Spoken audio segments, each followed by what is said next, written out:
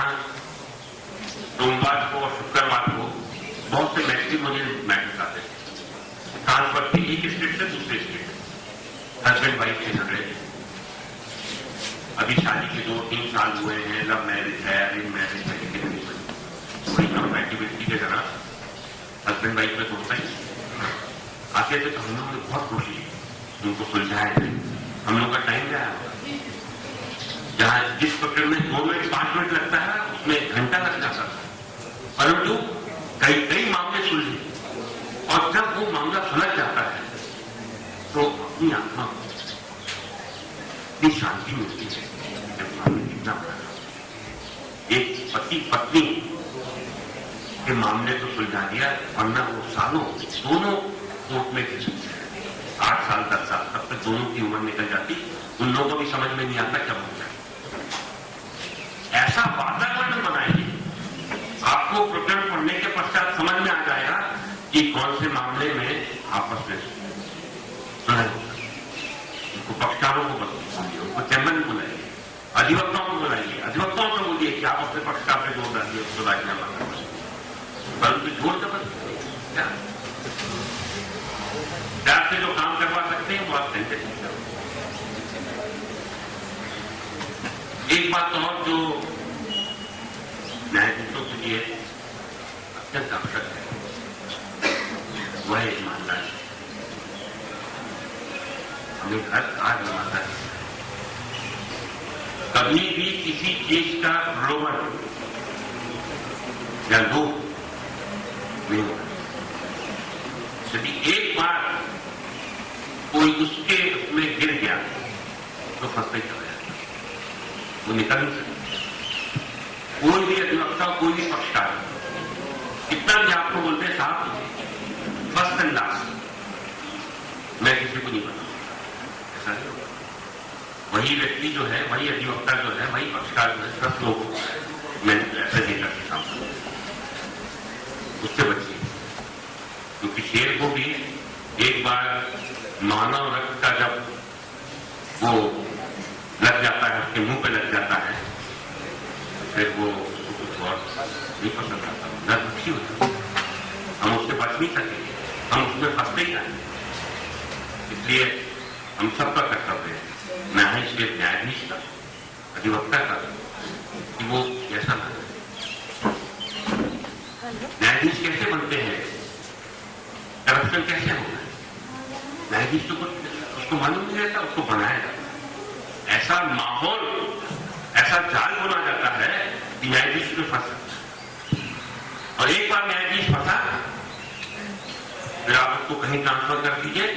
और हाईकोर्ट में भी हमने देखा, न्यायाधीश जो है किसी ग्राउंड पे कहीं किसी को आसाम भेज दिया, किसी को कलकत्ता भेज दिया, किसी को कहीं भेज दिया, लेकिन जिसके खून में करप्शन है वो तो जहां जाएगा अपनी दुकान खोल दे, उसको टाइम नहीं करता। परंतु यही है मेरी गुजारिश है, आपसे विनती है कि आप लोग इस जाल में मत फंसिए। अधिवक्ताओं से गुजारिश है कि आप लोग कभी न्यायाधीश को ऐसा मत समझो कि हम न्यायाधीश को खरीद सकते हैं, न्यायाधीश को पैसा देकर के न्याय कराओ। यदि कोई ऐसा करता भी है तो उसकी वकालत ज्यादा नहीं है। हमको लॉन्ग टर्म में सोचना है, आगे की सोचना है, आगे की 20 साल के लिए सोचना है, हमको अपने भावी पीढ़ी के लिए सोचना है कि हम उसके लिए एक अच्छा वातावरण छोड़ते हैं, उसके लिए अच्छा वातावरण ऐसे ही, वरना नहीं।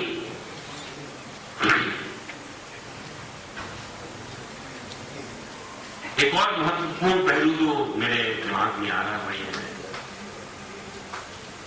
कि जजों का आचरण व रुख अपने अधिवक्ताओं के प्रति कैसा हो। यह सवाल कितना महत्वपूर्ण है,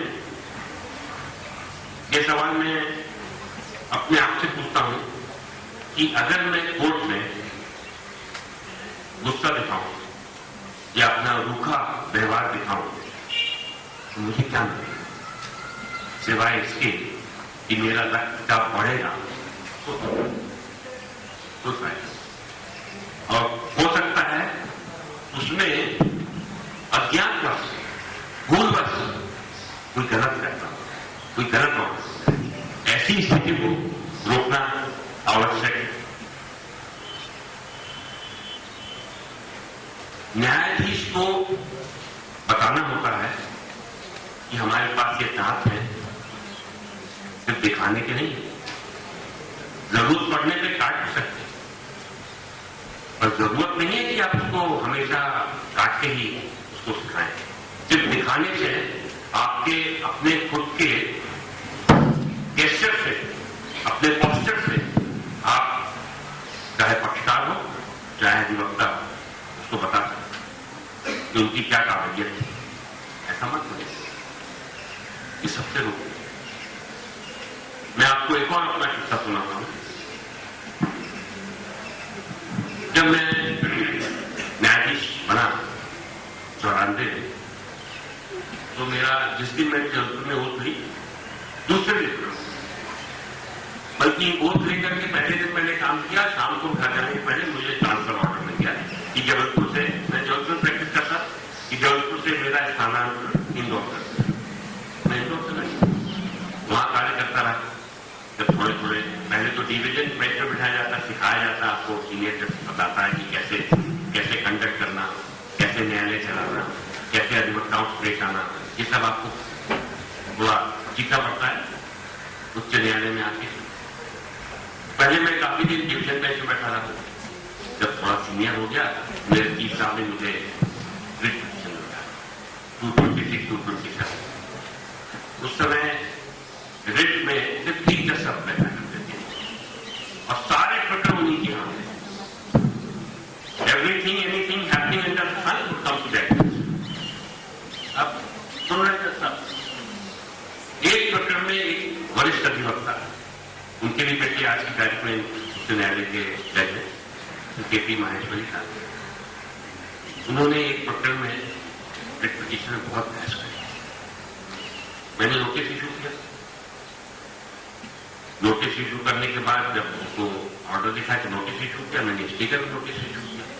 हमने कहा नहीं साहब, इंटरिम तो होने चाहिए। मैं अपने बोला नहीं, इंटरिम के लायक नहीं, मैं दूसरे पक्षकार जब नोटिस हो जाएगा आएगा तब मैं मानिए। वो आपा को बैठे, मैं भी आपा को बैठे, हम दोनों में बड़ी गर्मा गर्म है। मैंने दिया नहीं स्टेज और 1:30 बज गया, मैं उत्तर के चैम्बर में आ गया। जब मैं अपने चैम्बर में आया तो मुझे लगा शायद मैंने कुछ कहा। यदि अधिवक्ता ने अपना आपा खोया तो मुझे हक नहीं कि मैं भी अपना आपा। मैं अपने चैम्बर में गणेश जी, सरस्वती जी और हनुमान जी की मूर्ति टांगा था हमेशा। जिस दिन से मैंने वो सुनी उसमें लक्ष्मी जी की नहीं थी वहां पे, जो कि आजकल तो सरस्वती जी और लक्ष्मी जी की दौड़ में सरस्वती जी जो बेचारी पीछे रह गई, लक्ष्मी जी आगे निकल गई, तो लक्ष्मी जी की नहीं थी। जब मैं चैम्बर में आया तो मुझे अफसोस हुआ, बुरा लगा। मेरी आत्मा ने मुझे कोसा, ये ऐसा नहीं हुआ। मैंने भगवान के सामने खड़े होकर के माफी मांगी, उन अधिवक्ता से भी माफी मांगी, मेरे से गलती। मैं कर ही रहा था कि मेरे जमादार ने आकर के बोला साहब, माहेश्वरी साहब, आश्चर्य हुआ, अभी भी इतना झगड़ा हुआ। माहेश्वरी साहब मेरे चैम्बर में आए, माहेश्वरी साहब आए, हाथ में एक डब्बा लिए हुए थे, छोटा सा मिठाई था। मैंने कहा आई कैसे आए माहेश्वरी साहब, बैठी। मेरा तो तब तक बदल गया था, गुस्सा शांत हो गया। बोले साहब मेरी जो गलती हुई, मैं माफी मांगने के लिए मंदिर के हनुमान मंदिर में गया, वहां माफी मांगी, प्रसाद चढ़ाया, वह देखिए एक बात, ये होता है एहसास। हमें इस चीज का एहसास होना चाहिए। यदि गलती की तो उसे माननी चाहिए। हम किसी के सामने झुके, गलती का हमें एहसास हुआ, उस एहसास की हमने गलती मानी, अब तक स्वीकार, उससे हमारा बड़प्पन नीचे नहीं किया, मेरी जगह कोई किसी ने छीन ली, मुझे कोई सिविल जज नहीं बना, मैं उच्च न्यायालय के न्यायाधीश था। परंतु ये एक अच्छे इंसान, अच्छे व्यक्ति बनने का आपको धोखा, ऐसा ही आपको खुद अच्छा लगेगा।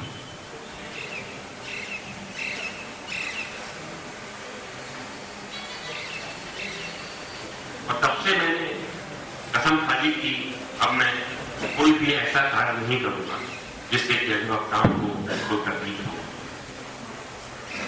सुनना हमारा कार्य है, फैसला लिखाना हमारे कार्य है, हमारे हाथ में कलम है, ऑर्डर हमको लिखा के दस्तखत करना, अधिवक्ता बहस करना है, कोई ज्यादा करेगा, उससे ज्यादा और कुछ नहीं हो सकता।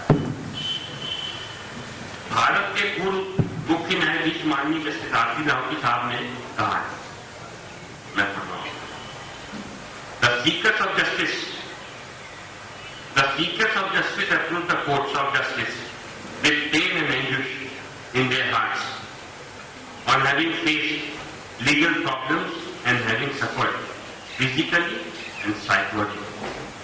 They do not take law into their own hands as they believe that they would get justice from the courts. We means the judges, we owe an obligation to them to deliver quick and inexpensive justice short of complexity of procedure. इसको जरा गौर से सोचिए, गौर से समझिए, इन शब्दों के पीछे क्या मतलब है। इसका यह मतलब है हमको एक सस्ता, सुलभ और अच्छा न्याय जो हमारे यहाँ पक्षकार करना है उसको चुना। ये माननीय रावती साहब के जो शब्द हैं इनको हम सब अमल करना, इस पे हमको चलना है, ऐसा ही तब न्याय हो सकता है। आप लोगों ने बहुतों ने शिव खेरा का नाम सुना होगा, जो मैनेजमेंट गुरु हैं और जो बताते हैं कि हम अपनी खुद की कार्यशैली,